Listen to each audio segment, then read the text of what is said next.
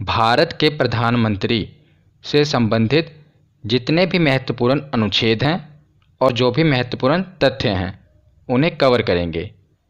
तो आज की ये वीडियो आपके लिए काफ़ी इम्पोर्टेंट होने वाली है। अगर आपने नहीं देखा तो आप पॉलिटी की प्लेलिस्ट में जाकर उन्हें ज़रूर देख लेना। आज की इस वीडियो में हम प्रधानमंत्री से संबंधित जो भी महत्वपूर्ण अनुच्छेद हैं और जो मंत्री परिषद है उन्हें कवर करेंगे और लास्ट में प्रीवियस ईयर क्वेश्चन भी कवर करेंगे। इसीलिए पहले वीडियो को देखना और लास्ट में प्रीवियस ईयर क्वेश्चन भी अटेम्प्ट करना। इसके बाद आपका इस टॉपिक से क्वेश्चन गलत नहीं होगा। वीडियो को शुरू करते हैं। और जैसा कि आपको पता होगा कि भारत में संसदीय शासन व्यवस्था अपनाई जाती है, यानी कि भारत में जो राष्ट्रपति होते हैं ये केवल नाम मात्र के मुखिया होते हैं, पर जो वास्तविक शक्तियां हैं वो किसके पास होती हैं भारत में? तो प्रधानमंत्री के पास। प्रधानमंत्री ही अपने मंत्रिपरिषद के साथ मिलकर सरकार चलाते हैं। तो भारत में वास्तविक प्रमुख कौन है? तो प्रधानमंत्री। और नाम मात्र के प्रमुख कौन है? तो राष्ट्रपति। तो वास्तविक प्रमुख हैं प्रधानमंत्री। तो इसीलिए आज हम प्रधानमंत्री से संबंधित जो भी इनकी शक्तियां हैं, कार्य हैं, महत्वपूर्ण अनुच्छेद हैं उन्हें पढ़ते हैं। प्रधानमंत्री को डिटेल में पढ़ने से पहले हम मंत्रिपरिषद और मंत्रिमंडल इसमें अंतर क्या है इसे समझ लेते हैं, क्योंकि मंत्रिपरिषद का जिक्र आगे बार बार होगा। इसीलिए हम पहले ही समझ लेते हैं कि मंत्रिपरिषद क्या होता है। तो मंत्रिपरिषद, जिसे इंग्लिश में कहते हैं काउंसिल ऑफ मिनिस्टर्स, तो मंत्रिपरिषद में 3 प्रकार के मंत्री होते हैं। पहले कैबिनेट मंत्री, दूसरे राज्य मंत्री और तीसरे उप मंत्री। तो कैबिनेट मंत्री कौन होते हैं? कैबिनेट मंत्री सरकार के प्रमुख मंत्रालय जैसे कि रक्षा मंत्रालय, वित्त मंत्रालय, गृह मंत्रालय आदि जो भी प्रमुख मंत्रालय होते हैं ये उनके प्रमुख होते हैं, यानी कि ये अपने अपने मंत्रालय के प्रमुख होते हैं और यह अपने विभाग संबंधी यानी कि अपने मंत्रालय संबंधी जो भी निर्णय लेते हैं वो स्वयं लेते हैं। जैसे कि जो गृह मंत्रालय है इसके मंत्री कौन है, यानी कि इसके कैबिनेट मंत्री कौन है? तो वो हैं अमित शाह। ये गृह मंत्रालय के कैबिनेट मंत्री हैं, यानी कि गृह मंत्री हैं।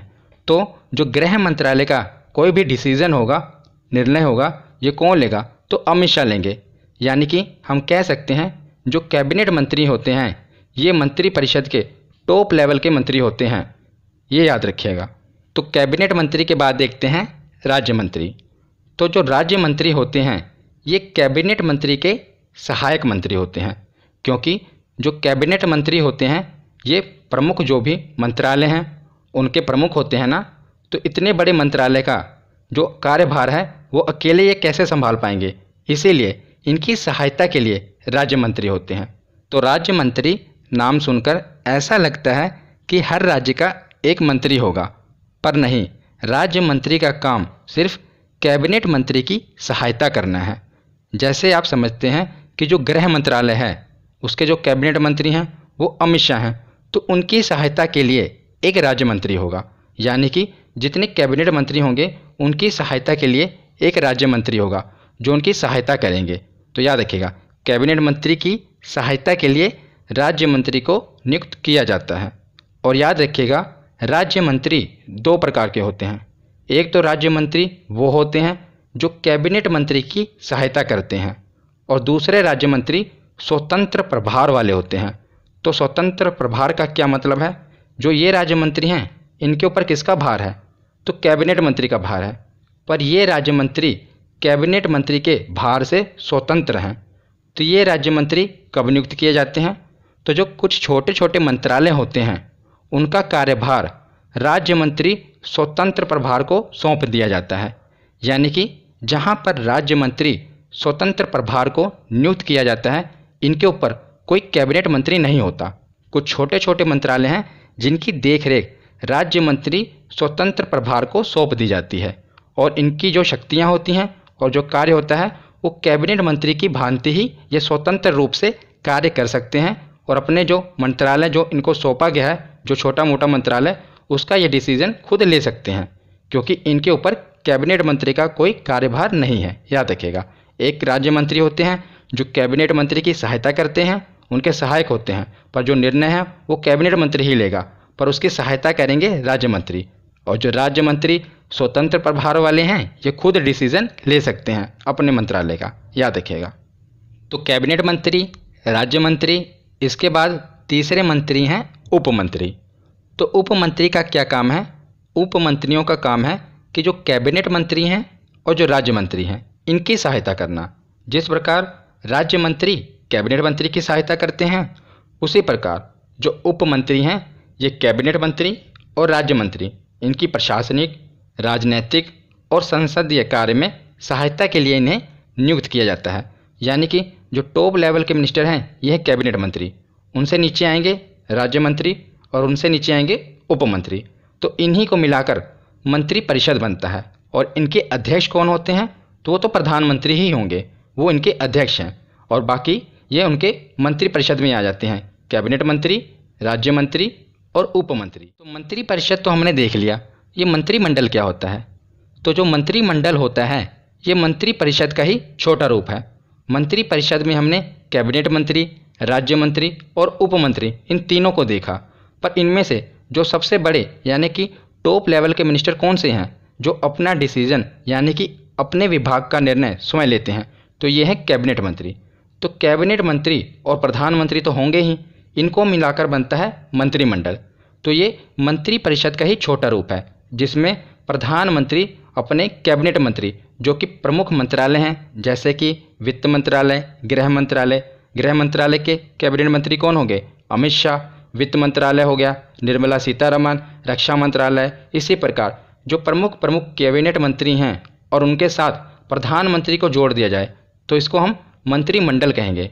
आप आए दिन सुनते होंगे न्यूज़ पे कि प्रधानमंत्री ने अपने कैबिनेट मंत्रियों के साथ बैठक की। तो यही जो प्रमुख मंत्रालय के मंत्री हैं, उन्हीं के साथ प्रधानमंत्री बैठक करते हैं। तो इसी को मंत्रिमंडल कहा जाता है। तो आशा करता हूँ आपने मंत्री परिषद और मंत्रिमंडल में क्या अंतर है उसको समझ लिया होगा। तो अब हम प्रधानमंत्री एवं मंत्री परिषद से संबंधित जो भी महत्वपूर्ण अनुच्छेद हैं उन्हें पढ़ते हैं। तो सबसे पहले है अनुच्छेद 74। इसमें क्या कहा गया है कि राष्ट्रपति की सलाह के लिए एक मंत्री परिषद होगा और इस मंत्री परिषद के प्रधान कौन होंगे? तो हमें पता ही है कि मंत्री परिषद के प्रधान प्रधानमंत्री होंगे और इसी मंत्री परिषद की सलाह से राष्ट्रपति काम करेंगे। ये अनुच्छेद 74 में कहा गया है। तो अनुच्छेद 74 के बाद है अनुच्छेद 75। अनुच्छेद 75 में क्या कहा गया है कि प्रधानमंत्री की नियुक्ति राष्ट्रपति करेंगे। तो आपको पता होगा कि जो प्रधानमंत्री हैं, हम डायरेक्ट प्रधानमंत्री को नहीं चुनते।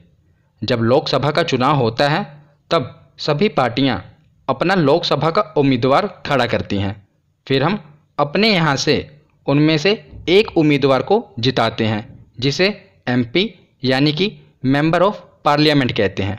फिर वही पार्टी जिन्हें लोकसभा में बहुमत मिला होता है, उनके एमपी एक नेता को चुनते हैं। तो जो पार्टी जिसको लोकसभा में बहुमत मिला होता है, उनके एमपी जिन्हें हम चुनकर भेजते हैं, वो अपने में से एक नेता को चुन लेते हैं, तो उन्हीं को प्रधानमंत्री बना दिया जाता है। तो प्रधानमंत्री बनाने के बाद जो उनकी नियुक्ति है वो राष्ट्रपति के द्वारा कर दी जाती है। तो याद रखिएगा, लोकसभा में जिस दल को स्पष्ट बहुमत मिला होता है, उसी दल के नेता को प्रधानमंत्री नियुक्त किया जाता है राष्ट्रपति के द्वारा। याद रखिएगा, तो प्रधानमंत्री की नियुक्ति राष्ट्रपति करेंगे और फिर वही प्रधानमंत्री बताएंगे कि इस मंत्री को मैं अपने मंत्री परिषद में रखना चाहता हूँ। मतलब कि वो मंत्रियों की लिस्ट देंगे। तो जिन जिन मंत्रियों की वो राष्ट्रपति को लिस्ट देंगे, यानी कि उनको सलाह देंगे कि इनको मंत्री बनाया जाए, तो राष्ट्रपति उनको मंत्री बना देंगे। तो राष्ट्रपति प्रधानमंत्री की सलाह पर मंत्रियों की नियुक्ति करते हैं, प्रधानमंत्री की नियुक्ति राष्ट्रपति करते हैं। ये याद रखिएगा। तो जैसा कि मैंने आपको बताया कि प्रधानमंत्री राष्ट्रपति को सलाह देते हैं कि किन को मंत्री चुनना है। तो ऐसे तो प्रधानमंत्री कितने मंत्री चुनेंगे ये कहाँ पर लिखा है? 91वां संशोधन 2003 यह अनुच्छेद कहता है कि मंत्रिपरिषद में जो मंत्रियों की कुल संख्या होगी ये प्रधानमंत्री को शामिल करके लोकसभा के कुल सदस्यों के 15% से अधिक नहीं हो सकती। तो जो भी मंत्रिपरिषद में जो भी मंत्री प्रधानमंत्री सलाह देंगे राष्ट्रपति को, उनकी जो संख्या होगी ये लोकसभा के कुल सदस्यों के 15% से अधिक नहीं हो सकती। या तो 15% ही होगी या उससे कम हो सकते हैं, पर उससे अधिक नहीं हो सकते हैं, ये याद रखिएगा। तो अनुच्छेद 75 के बाद है अनुच्छेद 75(2). अनुच्छेद 75(2) में क्या कहा गया है कि जो प्रधानमंत्री और सभी मंत्री हैं ये तब तक कार्य करेंगे, यानी कि राष्ट्रपति के प्रसाद पर्यंत तक ही ये कार्य करेंगे। तो प्रसाद पर्यंत का क्या मतलब है? During the pleasure of the president. तो प्रसाद पर्यंत मतलब कि राष्ट्रपति की इच्छा अनुसार। तो राष्ट्रपति की इच्छा अनुसार ही ये अपने पद पर बने रह सकते हैं, यानी कि प्रधानमंत्री और मंत्री जो भी मंत्रिपरिषद के हैं। पर इच्छा अनुसार का मतलब ये नहीं है कि राष्ट्रपति जब चाहे इन्हें अपने पद से हटा दें, बल्कि इसकी कुछ कानूनी सीमाएं हैं। अगर वो प्रधानमंत्री को उनके पद से हटाना चाहते हैं तो ये तभी हो सकता है जब वो अपना बहुमत न सिद्ध कर पाएँ, यानी कि प्रधानमंत्री अपना बहुमत न सिद्ध कर पाएँ तब उन्हें हटाया जा सकता है। या जो बहुमत दल है, जिस दल को लोकसभा में बहुमत मिला है, वो अपने नेता को यानी कि प्रधानमंत्री को अपनी पार्टी से निकाल दें, तब इस केस में हटाया जा सकता है। तो ये तभी तक कार्य करेंगे राष्ट्रपति के प्रसाद पर्यंत। और मैंने आपको बता दिया कि इनकी कानूनी सीमाएं हैं, कानूनी सीमाओं के बीच में ही रहकर राष्ट्रपति को काम करना पड़ेगा। पर जो हम पढ़ते हैं कि जो लोकसभा का एक कार्यकाल होता है वो कितना होता है? तो 5 वर्षों तक लोकसभा का कार्यकाल होता है। तो अधिकतम जो प्रधानमंत्री हैं वो 5 वर्षों तक एक कार्यकाल में रह सकते हैं। पर अगर वो बीच में उनको बहुमत ना मिले, यानी कि उनका अगर किसी से गठबंधन है तो वहाँ गठबंधन तोड़ दिया जाए, तो उनका बहुमत जो है अगर वो सिद्ध ना कर पाएँ तब भी उनको पहले ही 5 साल से पहले ही प्रधानमंत्री के पद से हटाया जा सकता है। तो ये याद रखिएगा। तो 75(2) के बाद है 75(3). तो अनुच्छेद 75(3) में क्या कहा गया है कि जो मंत्रिपरिषद है ये सामूहिक रूप से, याद रखिएगा ये बहुत ही इम्पोर्टेंट है, दोनों शब्दों पर ध्यान दीजिएगा। एक है सामूहिक रूप से, एक है व्यक्तिगत रूप से। तो जो मंत्रिपरिषद है ये सामूहिक रूप से लोकसभा के प्रति उत्तरदायी होगा। जब पूछा जाए कि सामूहिक रूप से तो ये लोकसभा के प्रति उत्तरदायी होगा। पर अगर बात आए व्यक्तिगत रूप से तो जो मंत्रिपरिषद हैं ये व्यक्तिगत रूप से राष्ट्रपति के प्रति उत्तरदायी होंगे। याद रखिएगा, दोनों ही याद रखिएगा। सामूहिक रूप से मंत्रिपरिषद लोकसभा के प्रति उत्तरदायी होगा, पर व्यक्तिगत रूप से जो मंत्रिपरिषद है ये राष्ट्रपति के प्रति उत्तरदायी होगा। राष्ट्रपति के प्रति उत्तरदायी क्यों होगा? क्योंकि जो राष्ट्रपति है ये तो हमारे, आपको पता है, ये प्रमुख हैं, इन्हीं को तो ये मंत्रिपरिषद सलाह देते हैं। मंत्रिपरिषद की सलाह पर ही तो राष्ट्रपति काम करते हैं। तो इसीलिए जो मंत्रिपरिषद है ये व्यक्तिगत रूप से राष्ट्रपति के प्रति उत्तरदायी होंगे। अगर हम सामूहिक रूप से देखें तो ये लोकसभा के प्रति उत्तरदायी होंगे। तो अनुच्छेद 75(3) के बाद अगला अनुच्छेद है अनुच्छेद 75(4). तो इसमें क्या कहा गया है कि पद ग्रहण से पूर्व प्रधानमंत्री सहित जो भी प्रत्येक मंत्री हैं वो राष्ट्रपति के सामने पद और गोपनीयता की शपथ लेंगे। तो प्रधानमंत्री को शपथ कौन दिलाते हैं? तो राष्ट्रपति ही दिलाते हैं। तो हमने देखा होगा ना टीवी में, जब प्रधानमंत्री शपथ लेते हैं तो किसके आगे शपथ लेते हैं? राष्ट्रपति के आगे। वो अपने पद की और गोपनीयता दोनों की शपथ लेते हैं राष्ट्रपति के आगे। ये अनुच्छेद 75(4) में कहा गया है। अगला अनुच्छेद देखते हैं अनुच्छेद 75(5).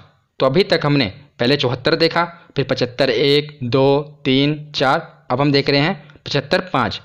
तो 75(5) में क्या कहा गया है कि मंत्रिपरिषद का सदस्य बनने के लिए वैधानिक दृष्टि से यह आवश्यक है कि व्यक्ति संसद के किसी सदन का सदस्य हो। यदि व्यक्ति मंत्री बनते समय संसद सदस्य नहीं है तो उसे 6 महीने के अंदर संसद सदस्य बनना अनिवार्य है, नहीं तो उसे अपना पद छोड़ना होगा। तो मैं आपको आसान शब्दों में बताता हूँ कि अनुच्छेद 75(5) क्या कहता है। तो मैंने आपको बताया कि जो प्रधानमंत्री होते हैं ये अपनी मर्जी से मंत्रिपरिषद की नियुक्ति करते हैं, मतलब कि वो राष्ट्रपति को सलाह देते हैं कि इनको मंत्री बनाया जाए। मान लीजिए कोई ऐसा मंत्री प्रधानमंत्री ने बनाया जो ना तो लोकसभा का सदस्य है ना कि राज्यसभा का सदस्य है, पर उसे मंत्री बनाया जा सकता है। पर याद रखिएगा, ये अनुच्छेद कहता है कि वो मंत्री तो बना दिए जाएंगे, पर उन्हें 6 महीने के अंदर संसद का सदस्य बनना पड़ेगा। यानी कि या तो लोकसभा का सदस्य बनना पड़ेगा या राज्यसभा का सदस्य बनना पड़ेगा। अगर वो 6 महीने के अंदर संसद का सदस्य नहीं बन पाते, यानी कि जिस मंत्री को प्रधानमंत्री ने मंत्री बनाया है वो 6 महीने के अंदर लोकसभा या राज्यसभा का सदस्य नहीं बन पाते, तो उन्हें अपना वो पद छोड़ना होगा। ये याद रखिएगा। ये अनुच्छेद 75(5) कहता है कि जो भी मंत्री हैं वो या तो लोकसभा या राज्यसभा इनके सदस्य हों। अगर वो नहीं हैं और उन्हें मंत्री बना दिया गया है तो उन्हें 6 महीने के अंदर संसद का सदस्य बनना पड़ेगा, नहीं तो उन्हें अपना ये पद छोड़ना पड़ेगा। ये अनुच्छेद 75(5) कहता है, इसे याद रखिएगा, बहुत ही इंपॉर्टेंट है। तो अनुच्छेद 78 क्या कहता है कि प्रधानमंत्री का यह कर्तव्य होगा कि वह देश के प्रशासनिक एवं विधायी मामलों तथा मंत्रिपरिषद के निर्णयों के संबंध में राष्ट्रपति को सूचना देंगे, यदि राष्ट्रपति इस प्रकार की सूचना प्राप्त करना आवश्यक समझे। मतलब कि जब भी राष्ट्रपति किसी भी प्रकार की सूचना चाहते हैं तो प्रधानमंत्री का यह कर्तव्य होगा कि वह जो भी मंत्रिपरिषद के द्वारा निर्णय लिए गए हैं, कोई भी प्रशासनिक हो या विधायी मामले हों, इनकी सूचना वो राष्ट्रपति को देंगे, अगर वो राष्ट्रपति इनसे ये सूचना मांगे तब। तो ये अनुच्छेद 78 में कहा गया है। तो प्रधानमंत्री के संबंधित जितने भी महत्वपूर्ण अनुच्छेद थे ये हमने पढ़ लिए। अब हम प्रधानमंत्री संबंधित जो भी महत्वपूर्ण तथ्य हैं जो कि सीधा ही एग्ज़ाम में पूछ ले जाते हैं उन्हें पढ़ते हैं। तो पहला है कि प्रधानमंत्री किसी भी मंत्री को त्यागपत्र देने अथवा राष्ट्रपति को उसे बर्खास्त करने की सलाह दे सकते हैं।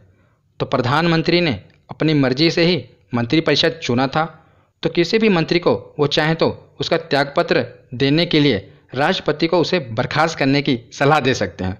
याद रखिएगा। आगे देखते हैं कि प्रधानमंत्री मंत्रिपरिषद का प्रमुख होता है, ये तो हमने पढ़ ही लिया था। अतः जब प्रधानमंत्री त्यागपत्र देता है अथवा उसकी मृत्यु हो जाती है तो जो मंत्रिपरिषद है यह स्वयं ही विघटित हो जाएगा और अन्य मंत्री भी कोई कार्य नहीं कर पाएगा। तो इसमें क्या कहा गया है कि जब भी प्रधानमंत्री या तो इनकी मृत्यु हो जाए या ये त्यागपत्र दे दें तो इनका जो पद है वो खाली हो जाएगा। तो इनका जो मंत्रिपरिषद है वो भी जो मंत्री हैं उनके वो भी पद पर नहीं बने रह पाएंगे। क्यों? जब इनका प्रधान जो इनका मुखिया था वो ही अपने पद पर नहीं है, उन्होंने त्यागपत्र दे दिया या उनकी मृत्यु हो गई, अब प्रधानमंत्री अपने पद पर नहीं है, तो जो इनके मंत्री थे कैबिनेट मंत्री, राज्य मंत्री, उप मंत्री, ये मंत्री भी अपने पद पर नहीं रह पाएंगे, ये भी विघटित हो जाएंगे और कोई भी मंत्री कार्य अपने पद पर नहीं कर सकता, ये इसमें कहा गया है। तो इस केस में क्या होगा कि राष्ट्रपति लोकसभा में जिस दल का स्पष्ट बहुमत होगा उसे बुलाएंगे और उसे कहेंगे आप अपने नेता को चुन लीजिए, उसे हम प्रधानमंत्री नियुक्त कर देंगे। तो लोकसभा में जिस भी दल का स्पष्ट बहुमत होगा उसी दल के नेता को प्रधानमंत्री नियुक्त कर दिया जाएगा। तो इस केस में जैसे कि मान लीजिए एक्स पार्टी है, उसके प्रधानमंत्री ने त्यागपत्र दे दिया, तो अब राष्ट्रपति क्या करेंगे, जो भी एक्स पार्टी है उसे बुलाएंगे, कहेंगे आपका जो नेता था उसने तो त्यागपत्र दे दिया, अभी आपका बहुमत है, आप चाहें तो किसी अन्य नेता को चुन लें। तो अभी एक्स पार्टी का लोकसभा में बहुमत है, तब वो क्या करेंगे, किसी अन्य नेता को चुन लेंगे, तब वो जो अन्य नेता है दूसरे वाले नेता को प्रधानमंत्री नियुक्त कर दिया जाएगा राष्ट्रपति के द्वारा। अब जो नए प्रधानमंत्री हैं वो चाहें तो जो पुराना मंत्रिपरिषद है उन्हीं मंत्रियों को चुन लें कि यही मेरा मंत्रिपरिषद रहेगा। अगर वो चाहें तो नया मंत्रिपरिषद भी चुन सकते हैं कि अब मैं कुछ बदलाव करना चाहता हूँ, नए मंत्रियों को चुनना चाहता हूँ, तो मंत्रिपरिषद में बदलाव होगा या नहीं होगा ये नए प्रधानमंत्री ही चुनेंगे, क्योंकि प्रधानमंत्री की ही सलाह से राष्ट्रपति मंत्रियों की नियुक्ति करते हैं, ये हमने पढ़ लिया था। तो आशा करता हूँ आपको ये पॉइंट क्लियर हो गया होगा। तो आगे देखते हैं कि प्रधानमंत्री जो हैं ये नीति आयोग, राष्ट्रीय विकास परिषद, राष्ट्रीय एकता परिषद, अंतर्राज्यीय परिषद और राष्ट्रीय जल संसाधन परिषद इनके भी अध्यक्ष होते हैं। तो ये पूछ लिया जाएगा कि बताइए राष्ट्रीय विकास परिषद का अध्यक्ष कौन होता है, तो इसका आंसर क्या होगा, प्रधानमंत्री। तो ये जितने भी आयोग और परिषद हैं इनके अध्यक्ष प्रधानमंत्री ही होते हैं, याद रखिएगा। तो आगे है कि भारत का प्रधानमंत्री बनने के लिए न्यूनतम आयु कितनी होनी चाहिए, कि मिनिमम एज कितनी होनी चाहिए भारत का प्रधानमंत्री बनने के लिए। तो ये है 25 वर्ष, याद रखिएगा। वैसे तो जो हमारा संविधान है इसमें किसी न्यूनतम आयु का उल्लेख नहीं है, बस यह दिया गया है कि जो भारत का प्रधानमंत्री होगा ये लोकसभा एवं राज्यसभा में किसी एक का सदस्य होना चाहिए। तो ऐसी स्थिति में अगर वह लोकसभा का सदस्य होगा तो लोकसभा में न्यूनतम आयु कितनी होती है लोकसभा का सदस्य बनने के लिए, तो 25 वर्ष। अगर राज्यसभा का सदस्य होगा तो 30 वर्ष। तो 30 वर्ष और 25 वर्ष में 25 वर्ष न्यूनतम है, इसीलिए हम भारत का प्रधानमंत्री बनने के लिए जो न्यूनतम आयु मानते हैं वो 25 वर्ष मानते हैं। क्योंकि जो लोकसभा का सदस्य है ये भी प्रधानमंत्री बन सकता है और राज्यसभा का सदस्य भी प्रधानमंत्री बन सकता है, पर जो लोकसभा की न्यूनतम आयु है ये 25 वर्ष है और राज्यसभा की 30 वर्ष है। तो इस केस में जो न्यूनतम होगी वो 25 वर्ष होगी। इसीलिए हम कहते हैं कि जो भारत का प्रधानमंत्री है इसकी बनने की जो न्यूनतम आयु है ये 25 वर्ष है, और हमारे एग्जाम में भी 25 वर्ष ही पूछा जाता है, तो याद रखिएगा। तो आगे है कि प्रधानमंत्रियों में सबसे बड़ा कार्यकाल किसका था। तो हमारे जो प्रथम प्रधानमंत्री थे पंडित जवाहरलाल नेहरू, इनका जो कार्यकाल था ये सभी प्रधानमंत्रियों में सबसे ज़्यादा था। कितना था, तो 16 वर्ष 9 महीने और 12 दिन तक ये अपने प्रधानमंत्री के पद पर रहे थे, पंडित जवाहरलाल नेहरू जी। तो इनका सबसे बड़ा कार्यकाल था, याद रखिएगा।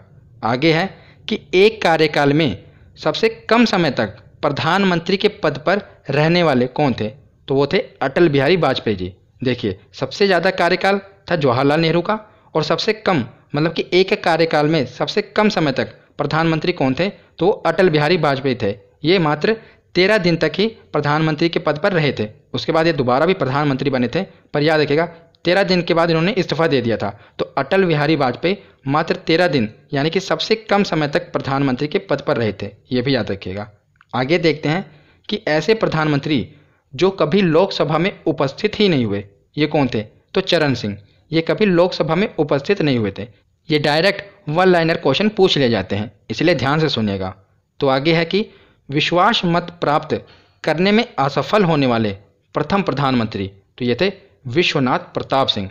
तो देखिए विश्वास और विश्वनाथ, तो ये देखिए थोड़ा सा मैच कर रहा है ना, विश्वास विश्व, ये भी आगे विश्व आ रहा है, तो इसे आप लिंक करके इसे याद रख सकते हैं कि विश्वास मत प्राप्त करने में असफल होने वाले प्रथम प्रधानमंत्री कौन थे, तो विश्वनाथ प्रताप सिंह थे, याद रखिएगा। तो आगे है कि सबसे अधिक उम्र में प्रधानमंत्री बने, और उसके आगे है कि सबसे कम उम्र में प्रधानमंत्री बने।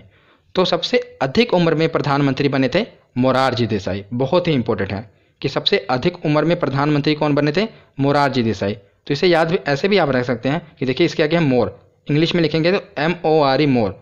मोर का मतलब क्या होता है, अधिक या ज़्यादा। तो सबसे ज़्यादा यानी कि सबसे अधिक उम्र में प्रधानमंत्री कौन बने थे, मोरारजी देसाई। तो इसे आप लिंक कर सकते हैं जिससे आपको याद रहेगा। और सबसे कम की बात करें तो वो थे राजीव गांधी। ये सबसे युवा प्रधानमंत्री बने थे हमारे भारत के, दोनों ही याद रखिएगा। तो उसके बाद है कि भारत के प्रथम गैर कांग्रेसी प्रधानमंत्री कौन थे, तो ये भी मोरारजी ही देसाई थे। यानी कि सबसे अधिक उम्र और पहले गैर कांग्रेसी प्रधानमंत्री मोरारजी देसाई थे, याद रखिएगा। आगे है कि भारत में 3 प्रधानमंत्री की मृत्यु उनके कार्यकाल के ही दौरान हो गई, यानी कि जब वो प्रधानमंत्री के पद पर थे तभी उनकी मृत्यु हो गई थी। तो कौन कौन है, पहले हैं जवाहरलाल नेहरू जी, दूसरे लाल बहादुर शास्त्री, और तीसरे श्रीमती इंदिरा गांधी। तो इन तीनों की मृत्यु अपने प्रधानमंत्री के पद पर रहते ही हो गई थी। और याद रखिएगा जो इंदिरा गांधी थी ये भारत की प्रथम महिला प्रधानमंत्री थी।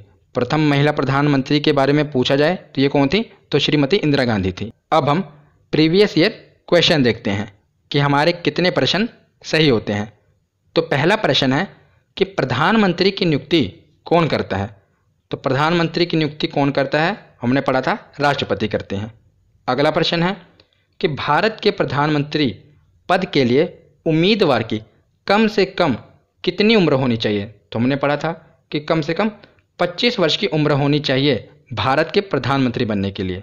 तो अगला प्रश्न है कि भारत के प्रधानमंत्री बताइए राष्ट्रपति द्वारा चुने जाते हैं, राज्यों के मुख्यमंत्री द्वारा चुने जाते हैं, कि लोकसभा में बहुमत दल के नेता होते हैं। तो ये हमने पढ़ा था कि जो लोकसभा में बहुमत दल के नेता होते हैं ये भारत के प्रधानमंत्री होते हैं, राष्ट्रपति द्वारा चुने नहीं जाते हैं। राष्ट्रपति केवल इन्हें नियुक्त करता है। लोकसभा में जो बहुमत दल का नेता होता है उसकी नियुक्ति की जाती है राष्ट्रपति के द्वारा, ना कि राष्ट्रपति के द्वारा चुने जाते हैं। तो इसका ऑप्शन होगा ऑप्शन सी। तो अगला प्रश्न है कि प्रधानमंत्री पद पर सर्वाधिक समय तक कौन आसीन रहा था। तो हमने पढ़ा था कि सबसे लंबा कार्यकाल किसका था, तो जवाहरलाल नेहरू जी का था। ये प्रधानमंत्री पद पर सर्वाधिक इनका कार्यकाल था भारत में। पंडित जवाहरलाल नेहरू ये भारत के पहले प्रधानमंत्री थे।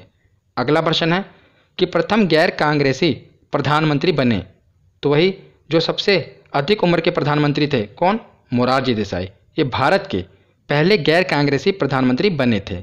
तो अगला प्रश्न है कि अभी तक पद पर रहते हुए कितने प्रधानमंत्रियों की मृत्यु हुई है।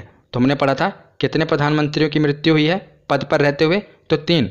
कौन कौन से, पंडित जवाहरलाल नेहरू, लाल बहादुर शास्त्री और श्रीमती इंदिरा गांधी। इनकी अपने पद पर रहते हुए ही मृत्यु हो गई थी।